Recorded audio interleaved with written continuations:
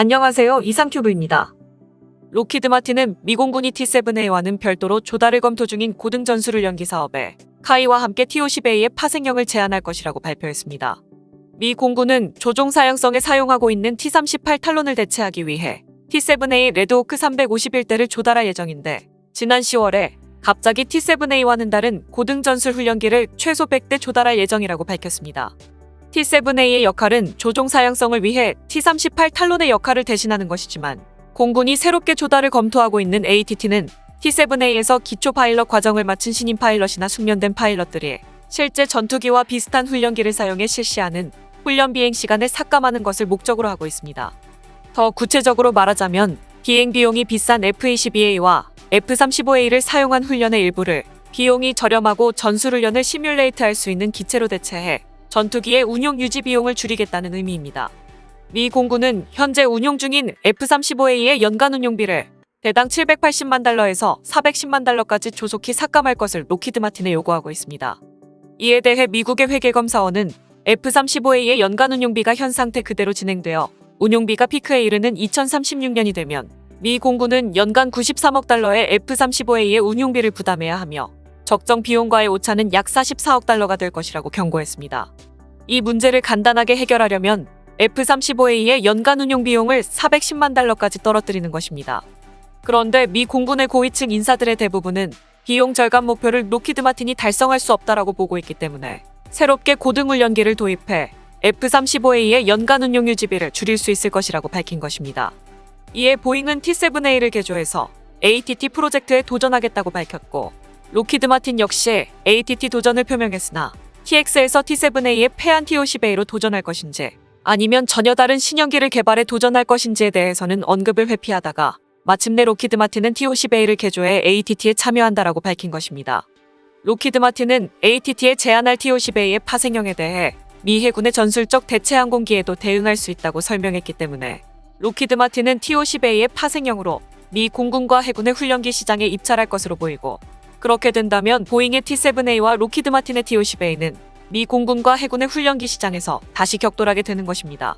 미 공군의 제트 훈련기 도입 사업은 언론에 많이 보도되어 설명을 생략하고, 미 해군의 제트 훈련기 도입 사업은 잘 알려지지 않아 대략 설명해 보겠습니다. 미 해군은 지난해 5월에 30여 년 가까이 운용해온 T-45 제트 훈련기의 후계기 프로그램에 착수한다고 밝혔으며, 미 해군의 제트 훈련기 도입 프로그램에 보잉과 록히드 마틴이 공식 참여하기로 결정했다고 지난 8월 10일에 제인스가 보도했습니다. 특히 이 프로그램에서 록히드 마틴은 한국 카이의 T-50A를 제안한다고 밝혀 지난 2018년에 고배를 마셨던 미 공군의 제트 훈련기 도입 사업에 이어 두 번째로 미국 시장에 도전할 것으로 보입니다. 현재 미 해군이 운용 중인 T-45 훈련기는 영국의 BAE 시스템즈가 개발한 호크 훈련기를 미국의 맥도널 더글러스가 항공모함 운용에 견딜 수 있도록 재설계한 기체입니다. T-45 훈련기는 1990년대부터 200대 이상 생산돼 미 해군 조종사들의 항공모함 이착륙 훈련 등에 사용되어 왔습니다. 하지만 T-45 훈련기의 운용이 30년 가까이 지나면서 미 해군은 T-45 훈련기의 후계기를 도입하기 위해 작년 5월에 제트 훈련기 도입 프로그램인 UJTS 프로그램을 시작하게 되었습니다. 이탈리아 레오나르도는 지난 8월 초에 열린 미 해군의 네이비 리그 주최 방위 전시회인 시에어스페이스 2021에서 미 해군을 위한 M346 훈련기를 발표하며 UJTS 프로그램에 도전하겠다고 공식적으로 밝혔으며, 영국의 방위산업 매체인 제인스는 보잉과 록히드 마틴도 UJTS 프로그램에 참가하겠다는 회답을 받았다고 지난 8월 10일자 기사에서 보도한 것입니다. 제인스에 따르면 보잉은 미 공군의 차세대 훈련기로 채택된 T-7A의 파생형을 제안할 예정이고, 록히드 마틴은 한국의 카이와 공동으로 T-50A를 제안하겠다고 밝혀 미 공군의 차세대 훈련기 도입 사업에서 경쟁했던 세계 기종이 다시 미 해군의 차세대 훈련기 도입 사업에서 경쟁하게 되었습니다. 하지만 미 해군의 차세대 훈련기 도입 사업에서 요구하는 사양과 성능을 보면 미 해군의 요구사항이 T-45와 같은 정통 훈련기를 요구하고 있지는 않습니다.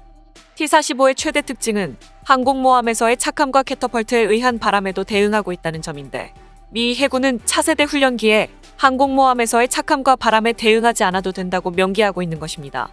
일단 미 해군은 항공모함에서의 터치앤고에 대응하라는 요구는 하고 있기 때문에 착함에 가까운 훈련은 할 수 있지만, 어레스팅 와이어에 의한 착함에는 대응하지 않아도 된다고 명시하고 있어 상당히 궁금한 사양의 훈련기가 될 것으로 보입니다. 참고로 터치앤고는 항공모함에 살짝 착지했다가 바로 다시 기술을 들어 재이륙하는 것을 가리키는 항공 용어입니다. 다만 미 해군은 차세대 훈련기로 FA-18EF가 갖추고 있는 정밀착함 모드의 통합 가능성을 언급한 바 있어 외신들은 미 해군의 차세대 훈련기에 대해 두 가지의 가능성을 제기하고 있습니다.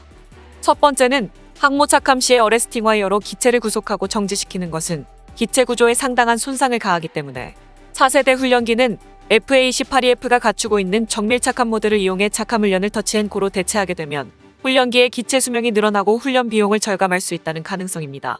두 번째는 현재 미 해군이 운용 중인 T-45의 기체 수명은 2040년까지로 예상하고 있기 때문에 아직 20년 정도의 수명이 남아있어 따라서 차세대 훈련기는 기체의 손상이 많이 가는 착함 이외의 훈련을 전담시키고 기존의 T-45는 기체 수명을 늘려 항모 착함 전용기로 병용할 가능성이 있다는 것입니다. 이 두 가지의 가능성은 기존의 생각과는 너무 달라 뭐라 말할 수 없지만 이번에 미 해군이 요구하는 차세대 훈련기의 사양과 성능은 극히 일부인 것으로 보여 앞으로 미 해군의 차세대 훈련기의 전모가 밝혀지면 왜 항모 착함이나 바람에 대응하지 않아도 되는지는 자명해질 것입니다. 따라서 미 해군 및 육군의 제트 훈련기 사업에 참여할 T-50A의 파생형이 어떠한 성능을 갖출지가 상당히 궁금해집니다. 또한 미국의 훈련기 도입 사업에 T-7A에 패한 적이 있었던 한국 방위산업계로서는 미 공군과 해군의 훈련기 수요가 200여 대 정도여서 다시 한번 큰 기회를 가지게 되는 것입니다. 무엇보다 T-50A가 미 공군에 채용한다면 이러한 직함은 해외 수출 시장에서 큰 영향력을 발휘하기 때문에 T-50이나 FA-50의 해외 수출에도 큰 영향을 미칠 것입니다. 미 공군의 또 다른 소식을 전해드리면 미 공군은 노후한 E3 조기 경보기를 E-7A로 교체하는 방안을 추진 중이며 이에 스웨덴의 사브사는 미 공군의 글로벌 아이를 제안할 준비가 되어 있다고 말해 눈길을 끌고 있습니다. 미 공군은 노후한 조기 경보기인 E3 센트리의 후계기를 도입하기 위해 지난 10월에 E3 교환용 항공기의 연구와 분석이라는 계약에 관한 문서를 발행했습니다. 영국의 군사 전문 매체인 제인즈는 이 문서에는 현행 E-7A를 조사하고 미 공군에서 사용할 수 있는 사양으로 변경하기 위해 필요한 추가 작업을 해야 한다라고 밝혔기 때문에 영국의 제인즈는 미 공군이 정식으로 E3를 E-7으로 변경하기 위해 예산을 추가로 투입하여 작업을 개시할 것이다라고 말했고 보잉의 마나지르 부사장도 2022년에 미 공군이 E-7A를 발주할 것이라고 말해 눈길을 끌었습니다. 지금까지 미 공군 관계자의 발언을 보면 E3 후계기는 E-7으로 거의 확정됐다고 해도 과언이 아니며 또한 이러한 미국의 쏟아지는 에이왁스 교체 수요에 스웨덴 방위산업체 사브가 뛰어들었고 이 회사 요한슨 CEO는 글로벌 아이를 제안할 준비가 되어 있다라고 밝힌 것입니다. 문제는 미 공군이 E3 후계기 갱신을 수의 계약으로 진행할 것인지 공평하고 개방적인 경쟁을 권장하며 경쟁 입찰을 실시할 것인지인데 이에 대해 사브사의 요한슨 CEO는 입찰 실시를 위한 정치적 압력을 가할 생각은 없지만 로비스트를 통해 미 의회의 글로벌 아이가 E3 후계기로서 충분한 가능성을 갖추고 있다는 것을 알릴 것이라고 말했습니다.